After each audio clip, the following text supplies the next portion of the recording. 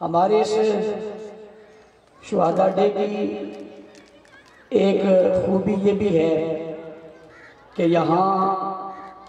Stage پر موجود بہت سارے لوگ ایسے ہوتے ہیں جو اس بار تو شہداء کے گھرانوں کے مہمان نہیں بلکہ میزبان بن کر آتے ہیں، اور سال ابھی نہیں گزرتا کہ پتہ چلتا ہے وہ خود بھی شہید ہو گئے، اور اب وہ ان لوگوں سے جا ملے جن کے بچوں سے پیار کرنے کے لیے یہاں آئے تھے۔ اس میں پچھلے سال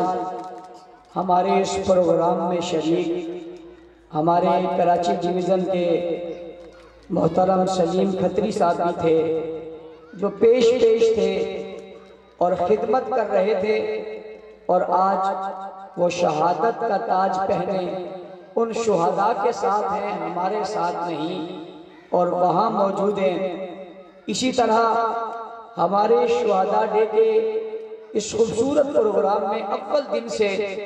جس شخصیت نے ہمیشہ دلچسپی کا مظاہرہ کیا، اور وہ جہاں بھی ہوئے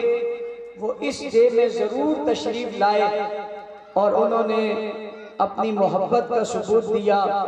بلکہ ایک دفعہ ایسے بھی ہوا جس میں میں بھی گرفتار تھا،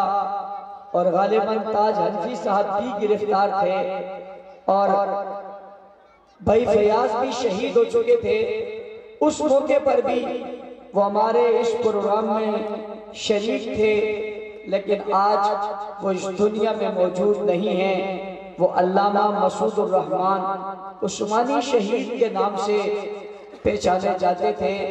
جنہیں حق اور سچ کی نشانی کہا جاتا تھا۔ آج وہ بھی ہم سے جدا ہو کر